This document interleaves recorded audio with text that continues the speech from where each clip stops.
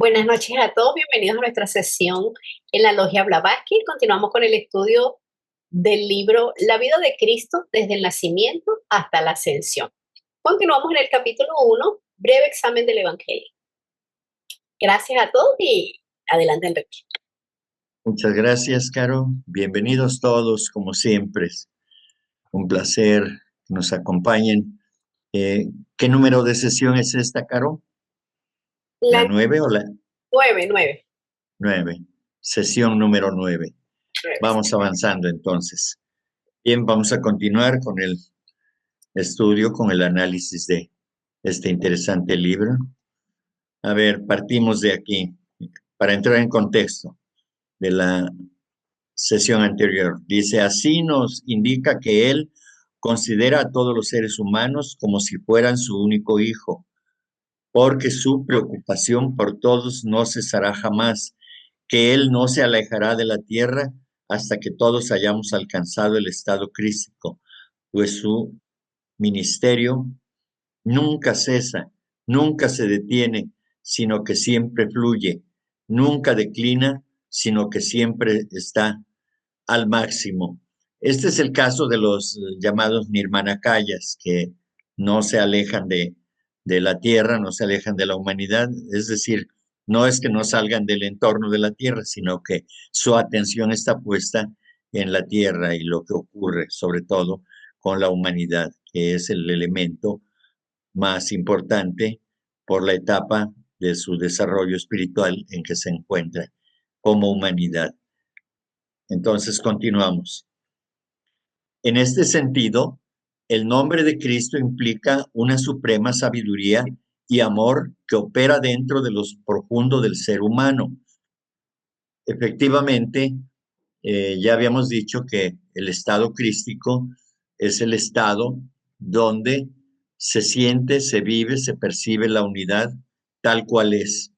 No hay distingo de ninguna clase, simple y sencillamente quienes alcanzan ese estado de conciencia se sienten uno con todo lo demás, o con todos los demás, como ustedes gusten, de tal manera que ellos saben que son la unidad, porque la viven. Es algo que a nosotros nos hace falta mucho, porque todavía tenemos mucho el sentido, muy desarrollado el sentido de la separatividad. Y pensamos que el otro no es uno mismo. Y resulta que si tratamos de comprenderlo o lo comprendemos debidamente, pues entonces resulta que toda la humanidad es una sola. Es decir, todos compartimos la misma energía, compartimos los mismos ideales, compartimos todo lo que implica vivir en el mundo fenoménico, pero también en el mundo espiritual. Cada quien en su propio nivel va manifestándose y el estado crístico precisamente es un estado de conciencia en el que se vive totalmente con la conciencia de que somos una unidad. El estado crístico abarca lo eterno que está también en lo interno, como se refleja la luna o una flor en la superficie tranquila de un lago. Este modo de ver eleva estos temas muy por encima de las limitaciones de dogmas y doctrinas impuestas. Lo eleva a uno a aquel nivel en que Dios y el hombre están unificados. El Señor Cristo se nos revela no solo como un visitante divino de hace 2000 años, sino como una parte esencial de nuestro ser espiritual. El Cristo morador.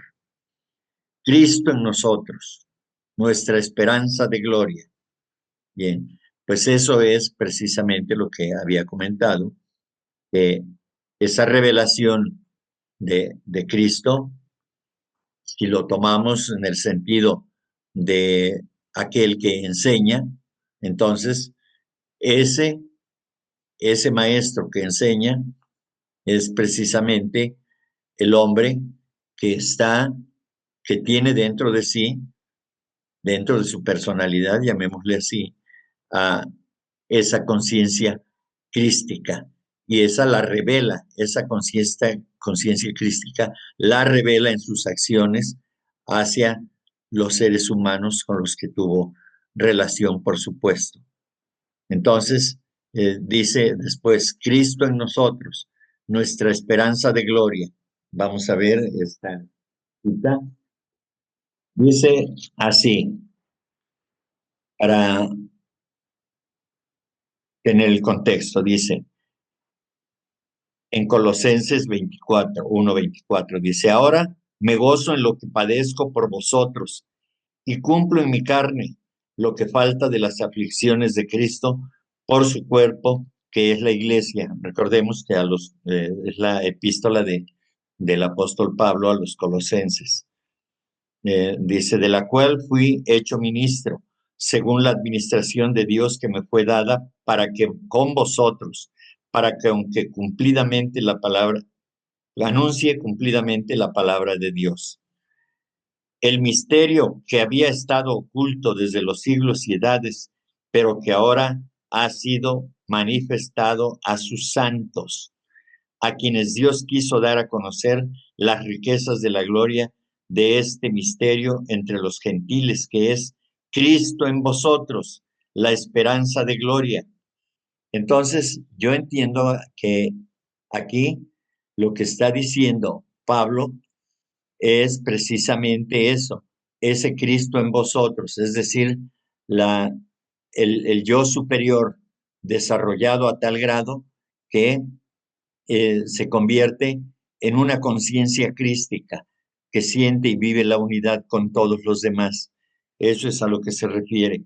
Por eso, y dice aquí que ese misterio que estuvo oculto durante tantos años, tantos siglos, finalmente ha sido revelado y se revela porque era el momento precisamente de revelarlo para que el hombre en cualquier tiempo, específicamente en ese tiempo del que se habla, y como lo es ahora también, sepa que es un espíritu en evolución, eh, que hemos dicho que el espíritu propiamente no evoluciona, sino que tiene experiencias solamente a través de sus vehículos inferiores, que sería Buddhi y el yo superior fundamentalmente, pero también cuenta el Kamarupa y el cuerpo físico denso también.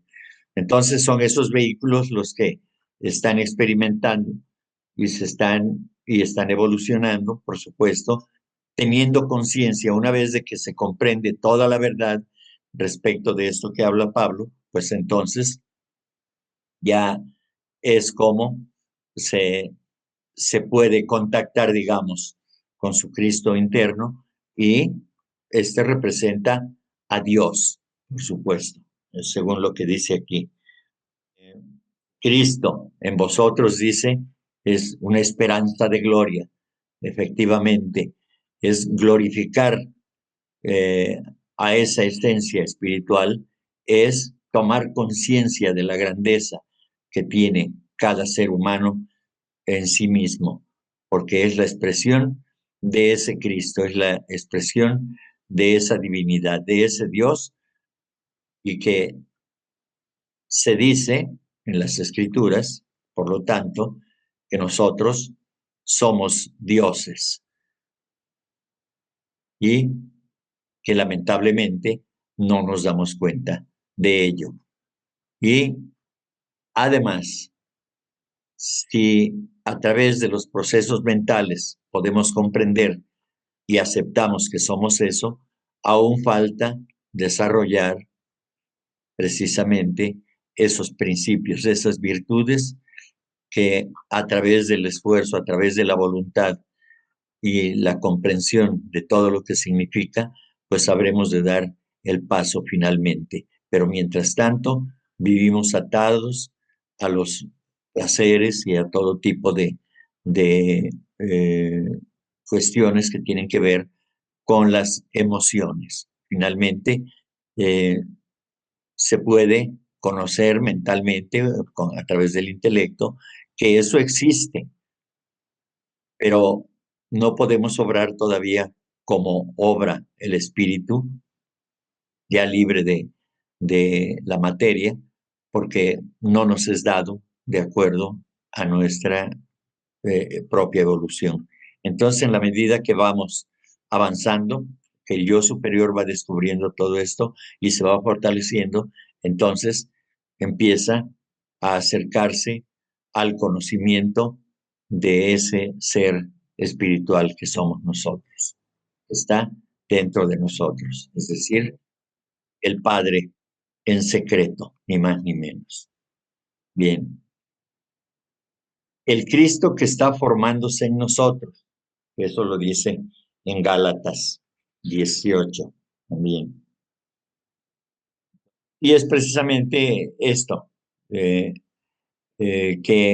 a través de las diversas encarnaciones, esa conciencia crística se está formando en cada uno de nosotros. En cada encarnación avanzamos un poquito hacia esa meta, hacia esa conciencia más elevada, por supuesto, que tiene que ver fundamentalmente con el desarrollo del amor en nosotros, porque una conciencia crística es aquella que conoce y vive el amor y lo dispensa, por supuesto, a todo aquello que ama, por supuesto. Entonces, en ese proceso estamos, se está formando esa conciencia crística, o como lo dice aquí, ese Cristo se está formando en nosotros. Bien, luego dice, el Dios que obra en nosotros, el querer y el obrar. Por tanto, amados míos, como siempre habéis obedecido, no como en mi presencia solamente, sino mucho más ahora en mi ausencia, ocupaos de vuestra salvación con temor y temblor, porque Dios es el que en vosotros produce así el querer como el hacer por su buena voluntad. Y se refiere otra vez no al Dios extracósmico, sino al Dios, al Padre en secreto, el Dios que está dentro de nosotros, porque Él es el que obra fundamentalmente. Cuando llega el momento, es el que obra, porque ya estamos libres, bueno, o están libres aquellos que alcanzan ese estado, están libres de toda situación materialista y entonces eh, Dios, en ese sentido, obra precisamente porque quiere, porque ejerce el poder de la voluntad. El querer es ejercer el poder de la voluntad. Entonces, de esa manera es más fácil realizar. El término hacer lo podemos utilizar como la, realizar, de tal manera que cuando el poder de la voluntad está desarrollado, se pueden hacer las cosas, se pueden realizar. Y ese es el trabajo que tenemos nosotros por delante, que tenemos que creer en eso, estar convencidos de ello y obrar en consecuencia, utilizando el poder de la voluntad para que podamos realizarnos como seres humanos íntegros. Ese es el mandamiento, eso es la guía que se nos da aquí en el Evangelio de Jesús. Bien, los acontecimientos más significativos en la vida de Jesús que registra el Nuevo Testamento los consideraremos en capítulos sucesivos, tanto histórica como simbólicamente. Los dichos de Jesús, tal como nos han llegado, son a la vez inspiradores y ricos en guías prácticas para el comportamiento diario. Aconsejaba él que se le recordara siempre como el camino, la verdad y la vida. Con divina compasión clamaba: venid a mí todos los que estáis fatigados y agobiados, y yo os aliviaré. Tomad mi yugo y aprended de mí, que soy manso y humilde de corazón, y hallaréis descanso para vuestras almas, porque mi yugo es suave y mi carga ligera. Bien, Nos regresamos un poquito, Caro, ahí. Estas enseñanzas nosotros podemos ver y podemos comprenderlas, muchas de ellas, las que no están ocultas, las que no tienen un sentido oculto, son plenamente comprensibles, ¿verdad? Por eso dice aquí el señor Hudson que a la vez son inspiradores y ricos en guías prácticas para el comportamiento diario de cada uno de nosotros. Los que podamos hacerlo, por supuesto que podemos hacerlo y debemos hacerlo. Entonces, cuando dice aquí, aconsejaba a él que se le recordara siempre como el camino, es decir, eh, yo les muestro el camino de por donde se debe caminar o la manera en cómo se debe caminar en la vida, es decir, atendiendo las reglas de oro, como aquella de haz a los demás lo que quieras para ti. Esa es una regla de oro. Si uno se pone a pensar o a reflexionar, a razonar, y la quiere uno hacer suya, tendrá que hacer exactamente lo que se aconseja, precisamente, porque aquel que desea avanzar realmente en su evolución, pues puede tomar esa sola guía, ese solo consejo, esa sola reglita, que es una regla de oro, y entonces su vida cambiaría completamente, ¿sí? Haz a los demás lo que quieras para ti. Eso, sencillamente. Parece fácil, pero no lo es si todavía estamos aferrados a que si no hay un beneficio para nosotros, pues no lo hacemos. O no queremos perdernos la oportunidad de hacer lo que se nos dé la gana sin que tengamos consecuencias en apariencia.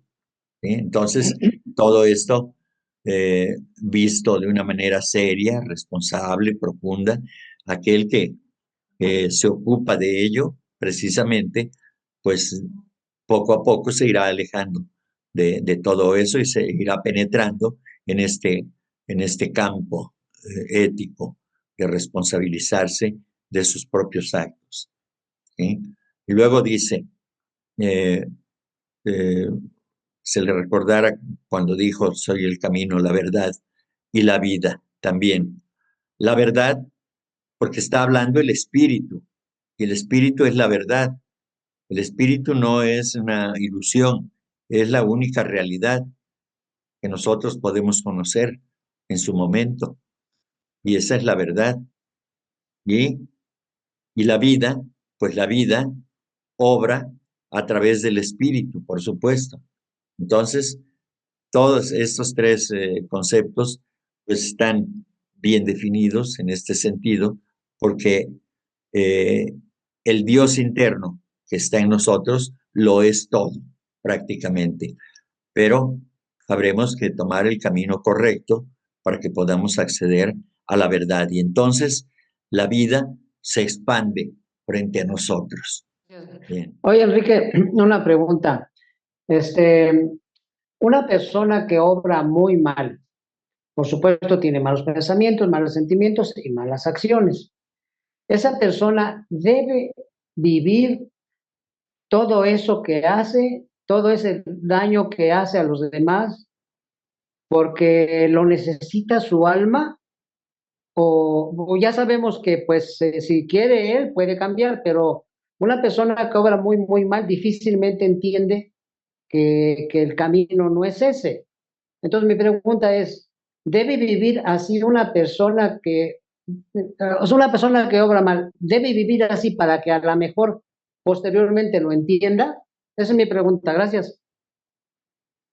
No es que deba vivir, porque no está dentro del, del plan divino, digamos eso.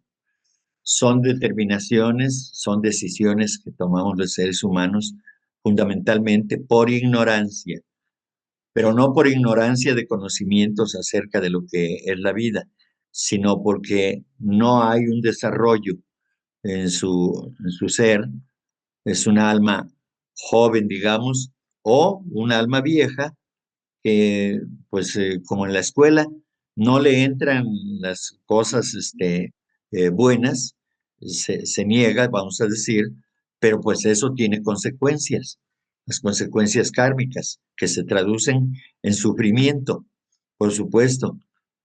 Todos pasamos por una etapa así, todos hemos pasado por esa etapa. Hoy en día, quienes estudiamos teosofía, seguimos equivocándonos, por supuesto, pero no es porque nosotros queramos hacer daño.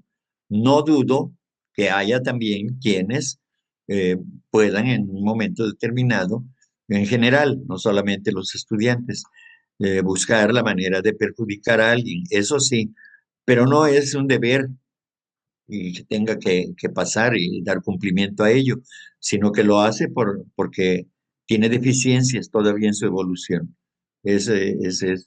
Y el precio que tiene que pagar es sufrimiento, por supuesto.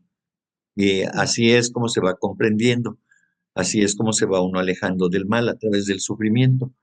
Se ha dicho siempre que el dolor es el gran maestro de la vida. Y así es efectivamente.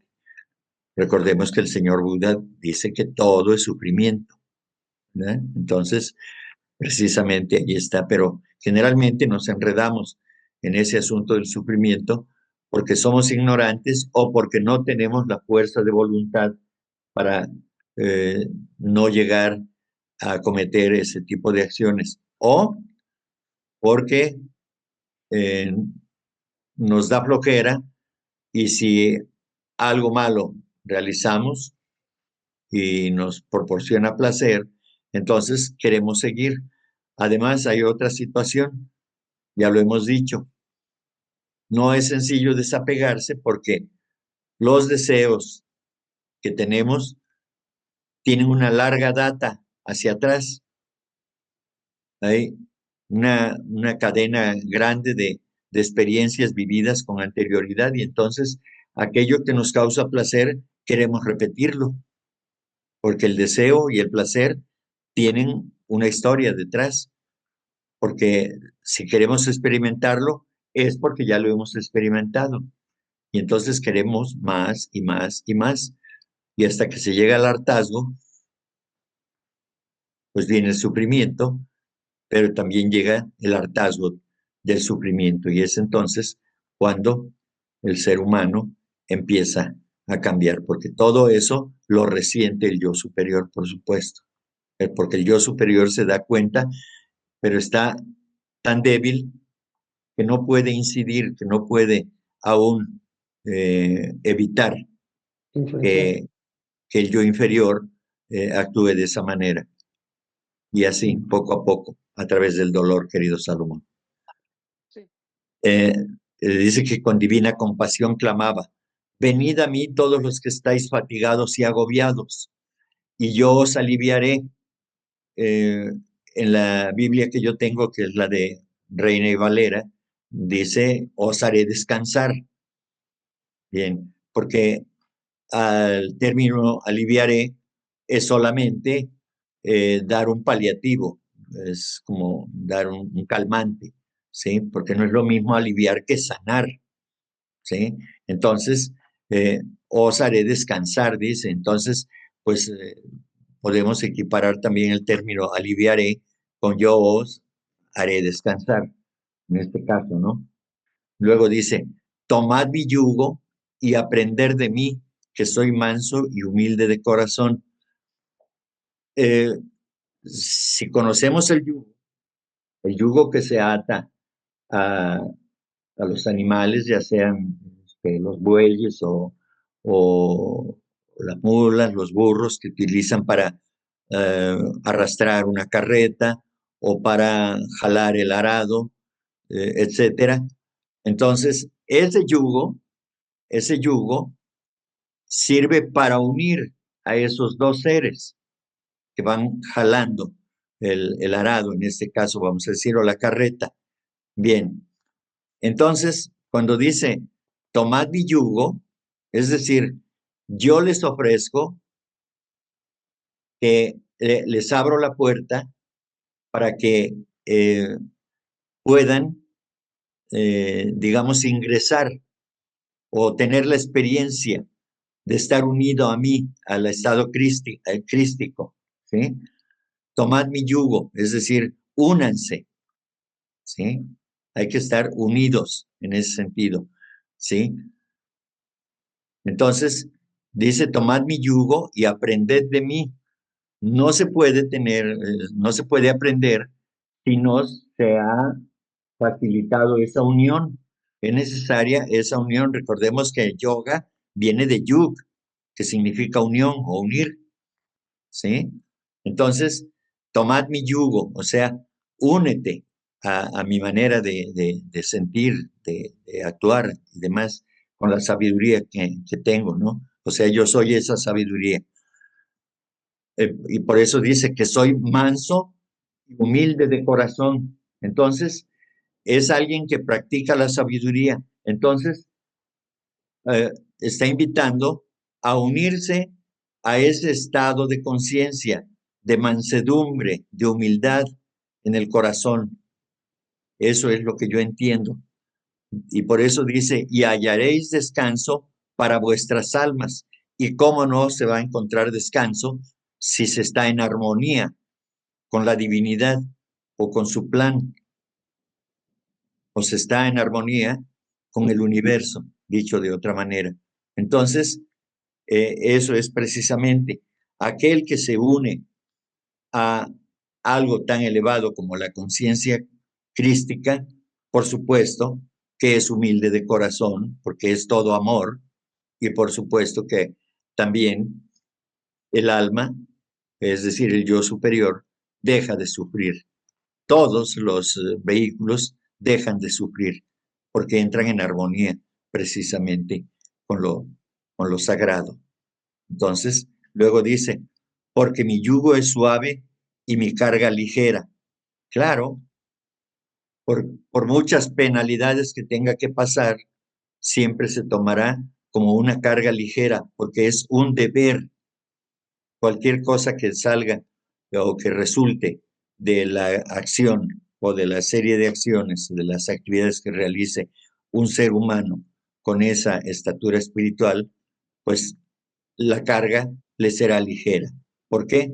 Porque no hay oposición al cumplimiento de la dádiva del amor de manera incondicional.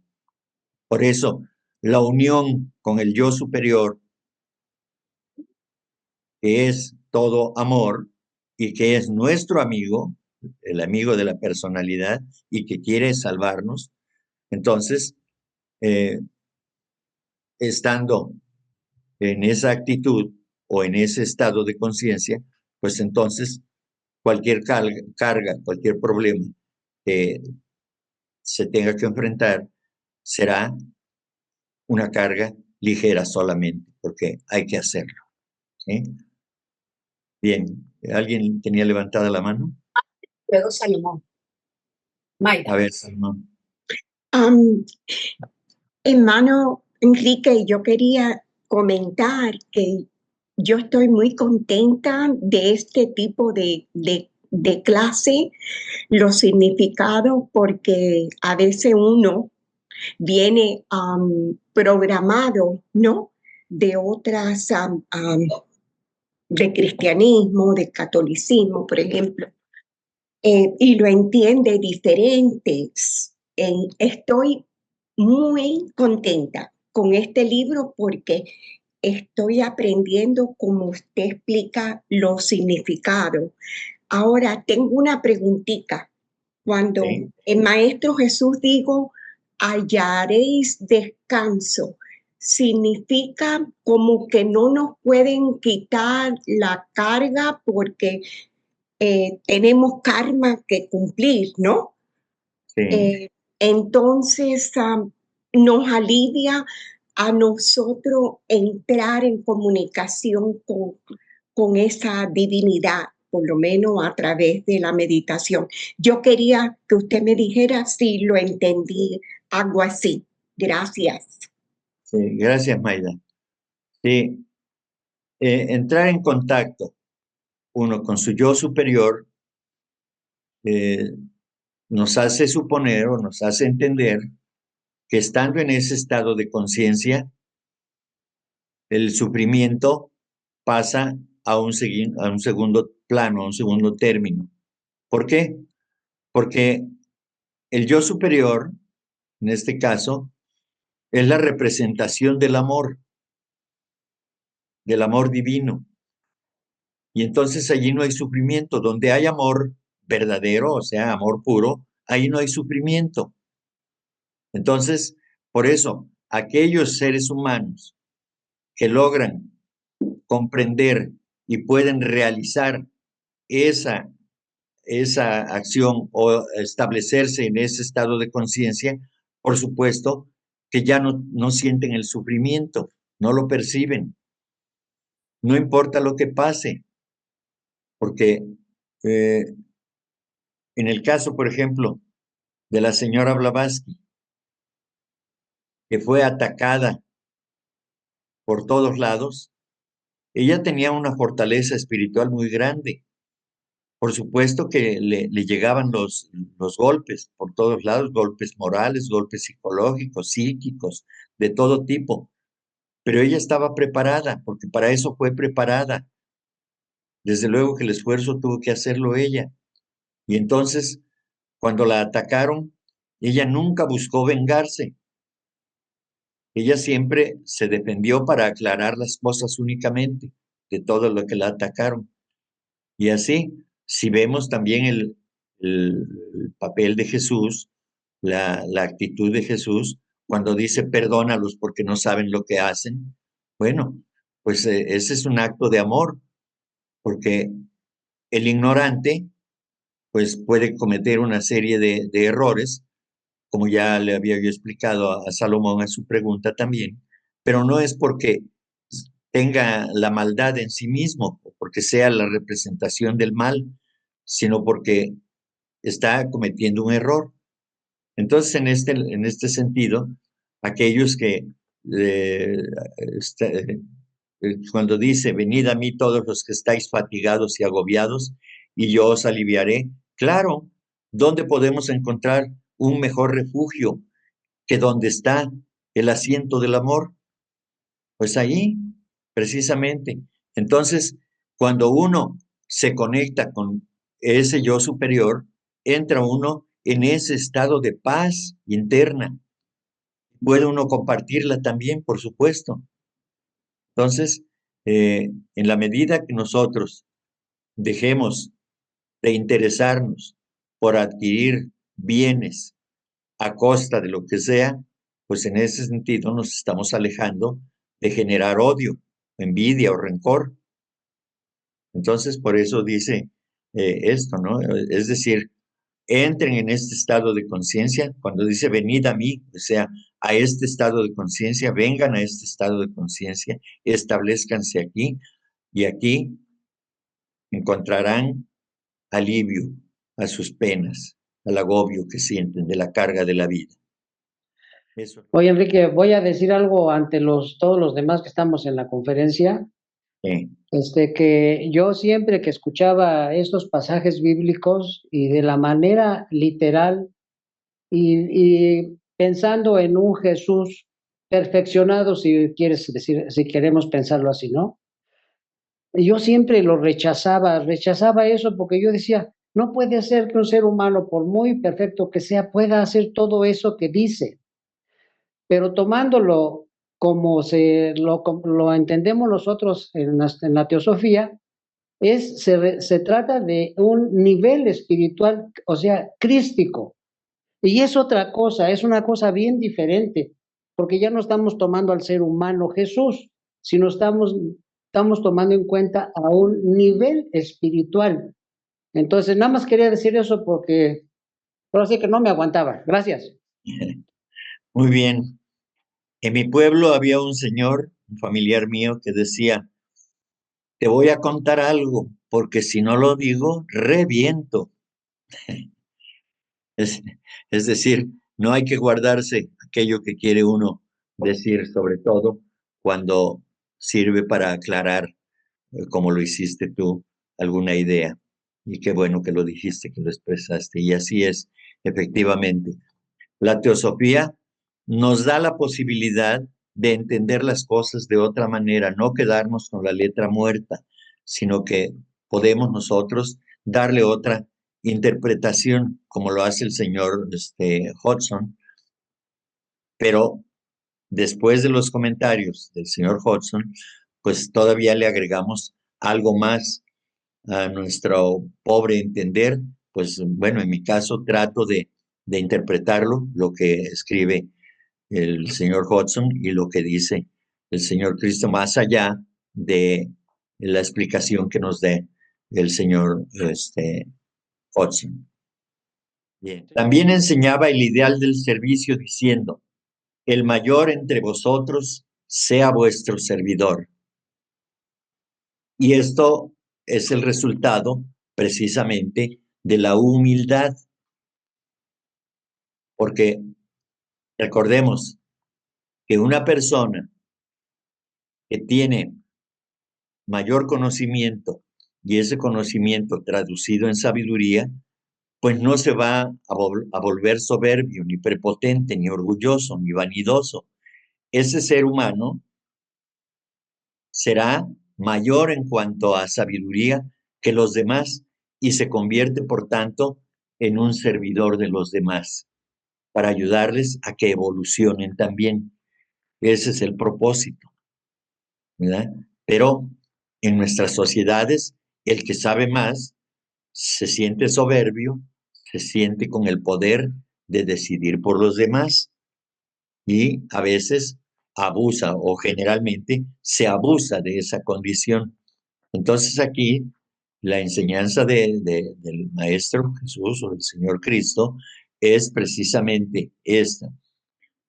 El ideal del servicio dice: el mayor entre vosotros sea vuestro servidor, es decir, aquel que esté más evolucionado debe estar, por tanto, dispuesto a servir a los demás, porque para eso ha adquirido esos poderes, esas virtudes ya desarrolladas, sirven precisamente para servir a los demás.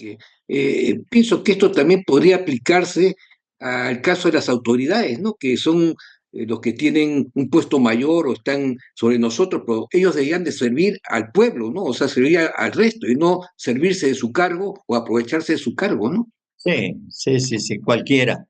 Un padre de familia también, que porque es fuerte y porque es adulto, abusa de ese poder y somete a sus hijos, porque sucede también. Entonces, pues es la falta de desarrollo interior la que hace cometer esos errores, precisamente. Bueno, cuando se dice el primer mandatario, hablando de las autoridades o de los servidores públicos, el primer mandatario quiere decir el primer mandadero, es decir, aquel que fue puesto por el pueblo y debe obedecer al pueblo, desde luego aplicando las leyes, ¿sí? No, no obedeciendo justamente a lo que la masa, perdónenme por lo que voy a decir, ¿no? La masa ignorante o confundida, pues tiene deseos de que su mandatario, su mandadero, haga tal o cual cosa, aun cuando violara las leyes, ¿no? No se trata de eso. Se trata de que los mandatarios o los gobernantes que han sido electos por el voto del pueblo, pues tienen que hacer cumplir la ley, porque además así juran, ¿verdad? Juro cumplir y hacer cumplir la ley, pero ya cuando están ahí les da amnesia y se olvidan porque atienden a los intereses de otros poderes. Entonces, pues así es esto. Pero eso ocurre igualmente por la falta de desarrollo espiritual de quienes están en ese cargo. Hay, por supuesto, excepciones. Las ha habido y seguirá habiéndolas, por supuesto. Hay eh, seres humanos. Yo no conozco completamente la historia del presidente de Uruguay, don José Mújica, pero parece que poco cambió en su vida, ¿no? Es decir, igual que Mandela, creo que primeramente fueron guerrilleros y después se transformaron, ¿verdad? Y entonces siguieron, por lo que se ve en el caso del señor Mujica, eh, se ve que ha seguido viviendo, pues como siempre, manejando su Volkswagen y su tractorcito, su maquinita para labrar la tierra y demás. Y es por las entrevistas que he visto de él, pues he encontrado que pues hay mucha sabiduría en sus palabras. No seguí su historia como gobernante, no lo sé, pero a mí me parece que fue un buen gobernante. ¿Sí? Y bueno, eso es en lo que respecta a, a eso precisamente, que sí, efectivamente. Pero se ha dicho también, por otra parte, que los pueblos tenemos el gobierno que merecemos y ahí ya tenemos que involucrar a nuestro karma nacional. Entonces, efectivamente, si tenemos gobernantes corruptos o abusivos, es porque eso es lo que merecemos y eso debe servirnos de lección para que nuestro comportamiento cambie. No si somos gobernantes, porque somos padres de familia, somos patrones o somos encargados de un cierto grupo de trabajadores, y es ahí donde debemos aplicar esto, ese amor para cumplir con el deber, por el deber mismo, con amor, por supuesto. Y todo se puede hacer, pero con amor. Gracias, mi querido Enrique. Pues sí, fíjate que ahorita que comentabas, pues ha habido gobernantes así como terribles, ha habido gobernantes verdaderamente extraordinarios que se dan al servicio en Oriente, como el rey Asoka, que fue uno de los más grandes en la época después de Buda. Y, por ejemplo, podemos decir de Occidente, obviamente, como dijiste, Mandela, Gandhi, Abraham Lincoln, y bueno, podremos decir que hasta Benito Juárez, ¿no? En México. Y bueno, otros grandes, pero fíjate que es muy curioso, pero de todos ellos, sobre todo los buenos, bueno, me refiero a buenos, los que más han sido despegados de su poder para ayudar al bienestar de los demás, que son los que he mencionado, todos ellos han tenido adversidades tremendas. Ve lo que pasó con Gandhi. Bueno, pues fue una lucha brutal para poder pedir que se uniera pues su gente, sus ciudadanos, para poder encontrar la libertad del yugo de los ingleses, ¿no? Todo lo que tuvo que pasar. Igual a Abraham Lincoln, a él, pues terminó asesinado por darle la libertad a los de raza negra, ¿no? Que son nuestros hermanos igual. Y bueno, ¿qué se dice de Mandela? Estuvo encarcelado 30 años y desde ahí él hacía todo para ayudar a su gente. Y como tú dices, también es karma del pueblo, pero a pesar de eso, bueno, en el caso de Mandela, pues el pueblo trató de ayudar lo más posible y seguir las indicaciones de él para poder encontrar esa libertad, ¿no? Entonces, no ha sido fácil porque a pesar de que esos seres han sido, pues de los que son tan poquitos, en una mano podemos contarlos, siempre la adversidad ha estado, pero durísima, porque dicen que también es una maestra, ¿no? Y sin embargo, todos ellos, ninguno le sacó. Todos ellos agarraron al toro por los cuernos y le entraron, ahora sí que como decimos aquí, le entraron al toro. Ninguno se rajó. Todos ellos salieron avanti a pesar de la adversidad, pero por el amor al pueblo de ellos, ¿no? Yo creo que eso lo vamos a ver inclusive en muchas historias, lo podemos ver hasta en la de el padre Damián, que tuvo toda esa adversidad, pero pues el amor por los demás, pues él hizo lo que pudo pues para seguir ayudándolos, para que con ese amor pues ayudarles a minorar un poco ese sufrimiento, ¿verdad?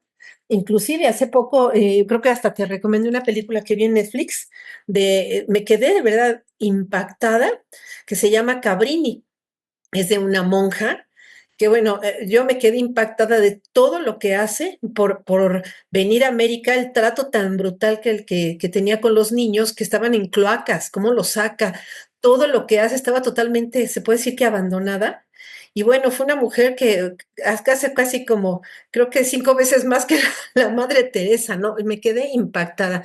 Y así siempre vamos a ver todos esos grandes seres que no se rinden ante la adversidad, ¿no? Y que son Muy bien.